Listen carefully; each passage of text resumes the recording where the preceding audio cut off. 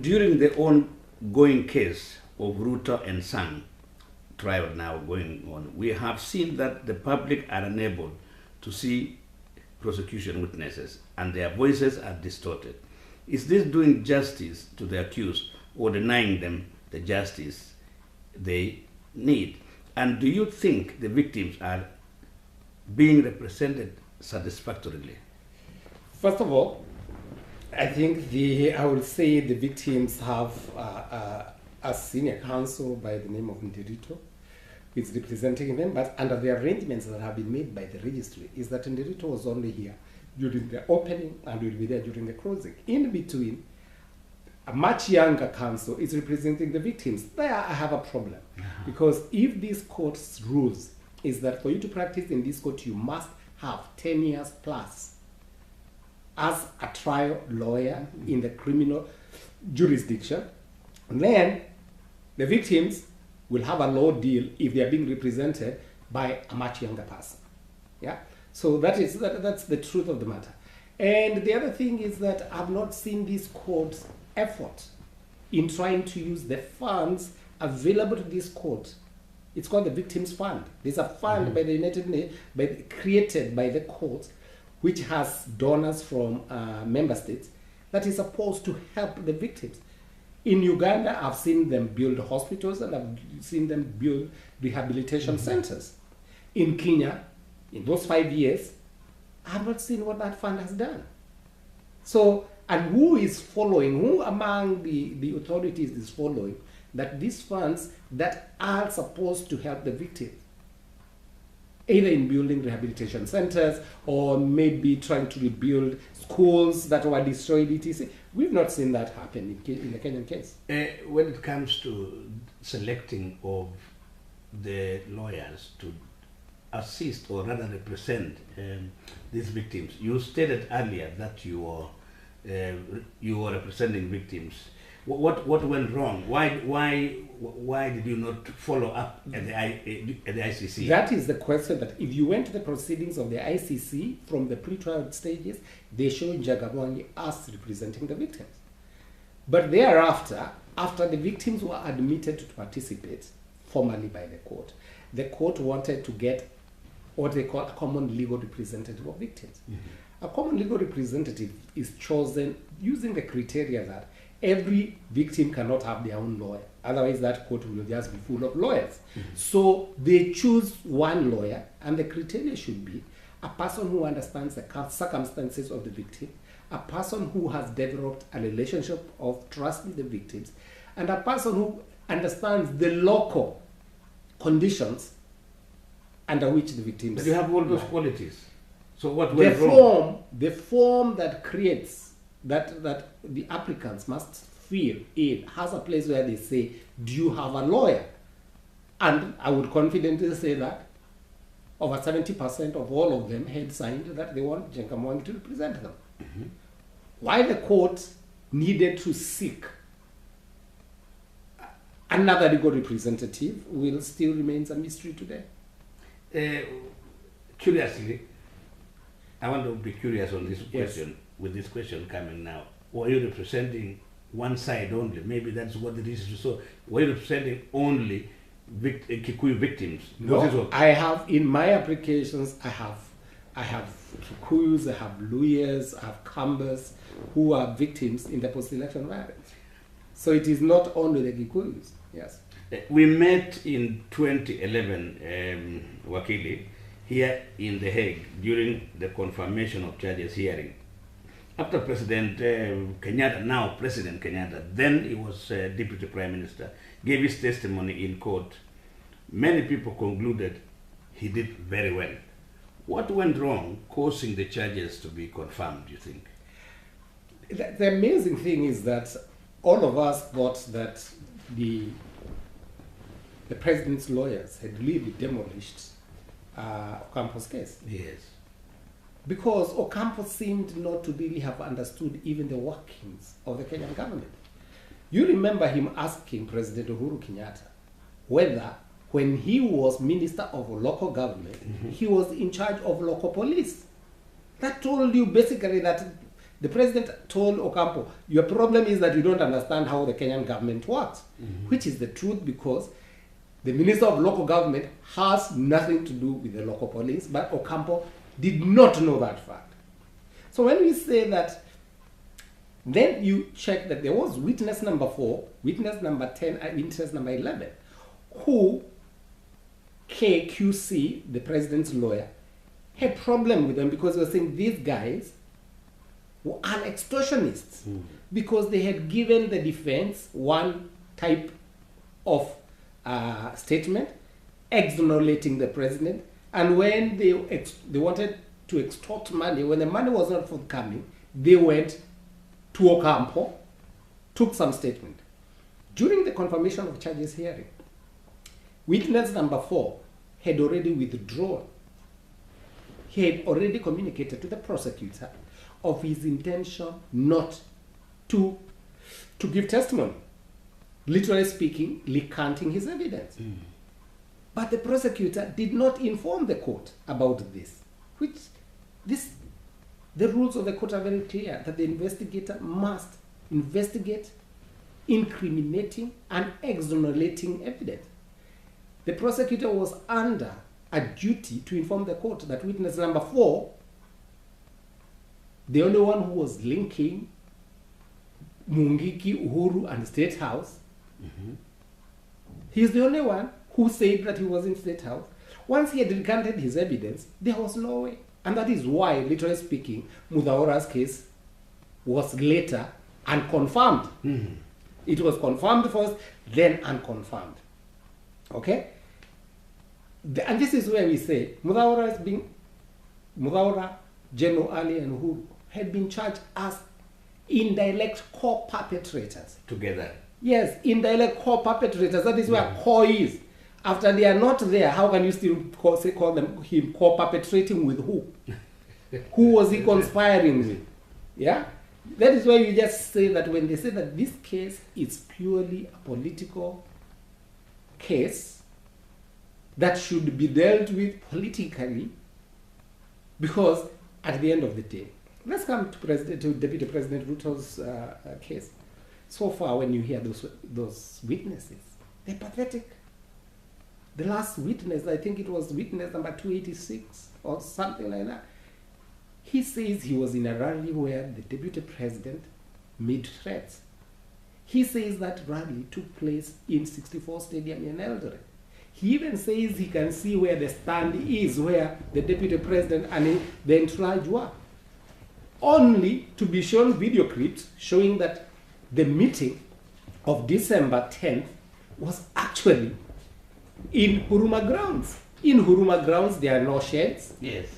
So if he attended the rally, and he said he attended it in December, 64 Stadium, and there was no meeting in 64 Stadium, he talks that people were wearing hats, a cap that was showing some signals as tricks. And then it is shown the gentleman was in a different rally without the words that he's had uttering on television have no relevance totally with what the witness said. Now, the sad thing about this case is that the prosecutor have had 5 years to correct that evidence. All political rallies in December 2007 were widely covered by local and international media.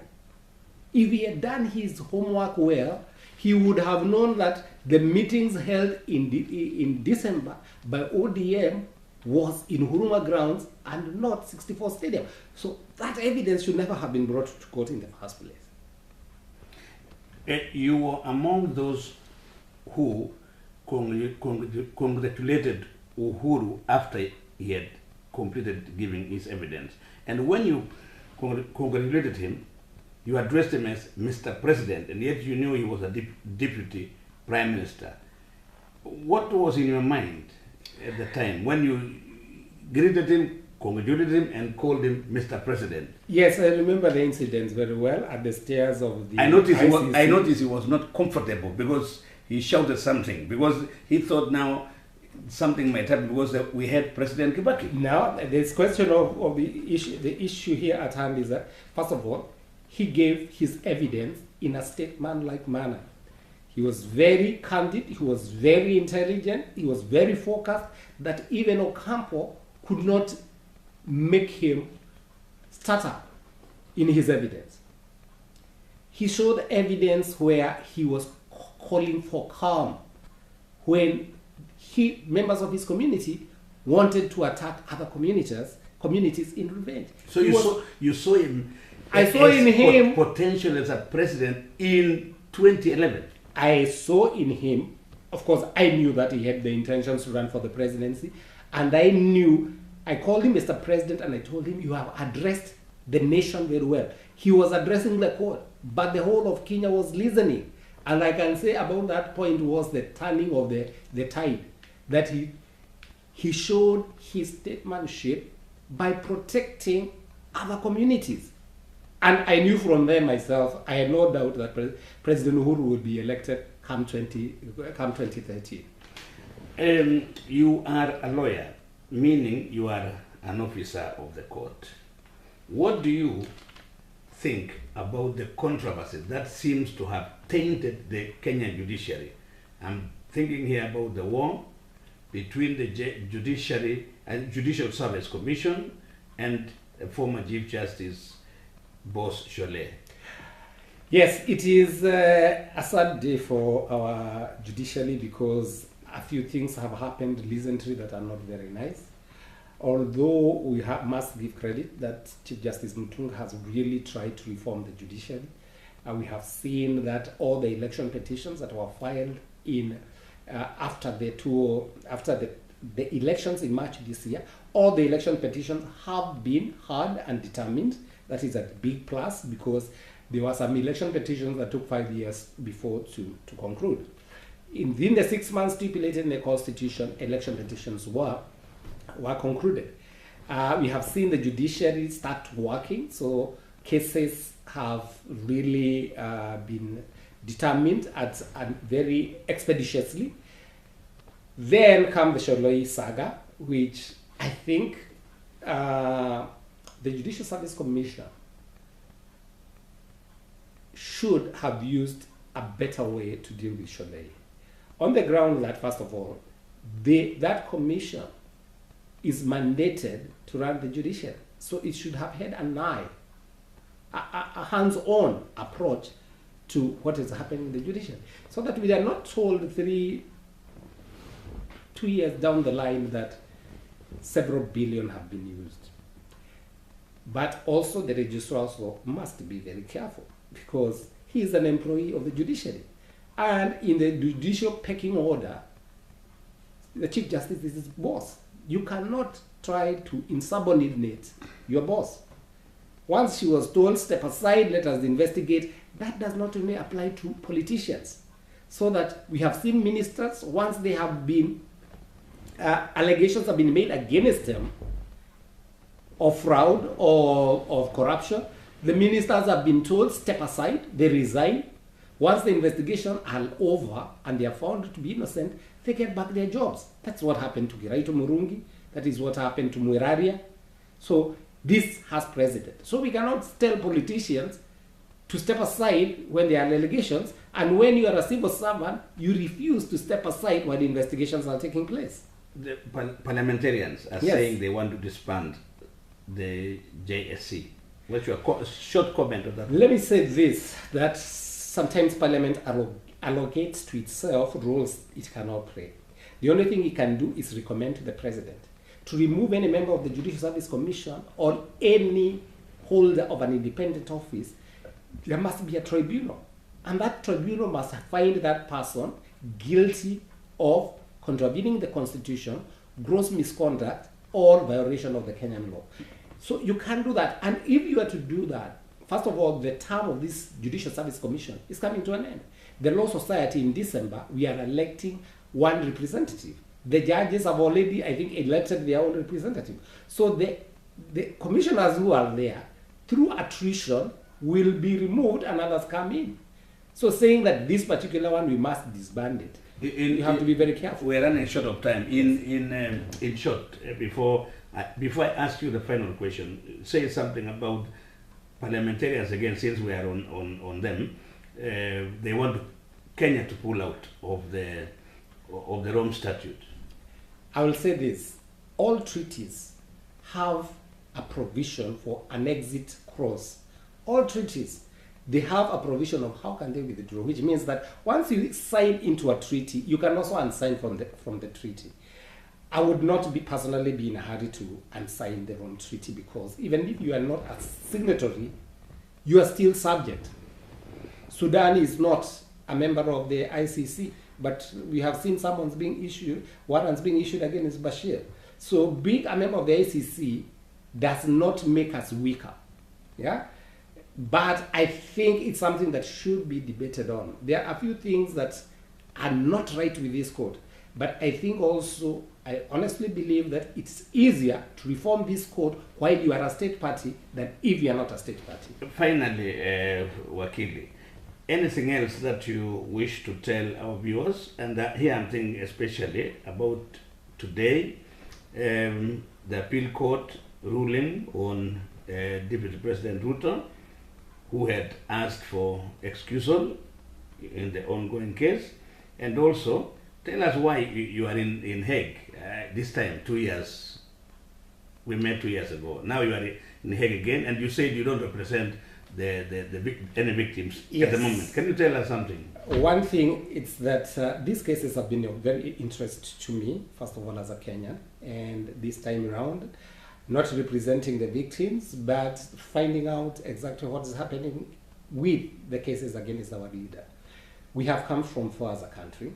We have created institutions that are helping our country move forward.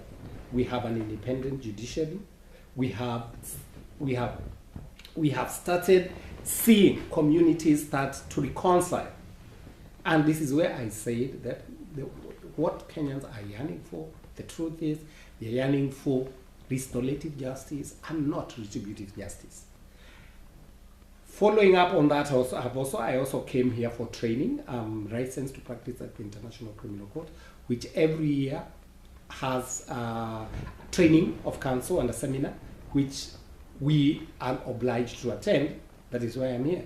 But again, I'm here to show solidarity with the Deputy President that as Kenyans, we are behind him.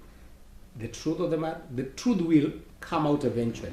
And this case, to me, is on its deathbed.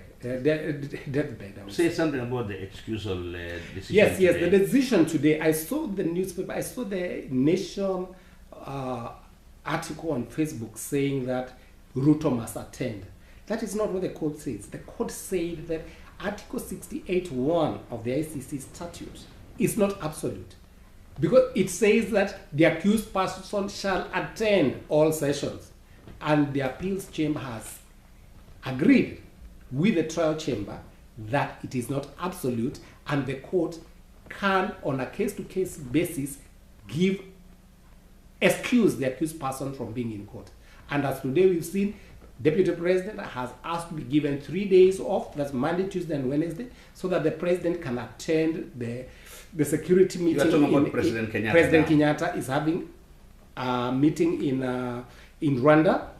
And the Deputy President, since our Constitution says that the President and Deputy cannot be out of the country at the same time, the court has seen that one as exceptional circumstances and have allowed him to go, not to be in court on Monday, Tuesday, and Wednesday, although the trial will still be taking place. Yes. Thank you, Mr. Mwangi, for granting us this interview. Thank you, Mr. Korir. Asante sana. Thank you.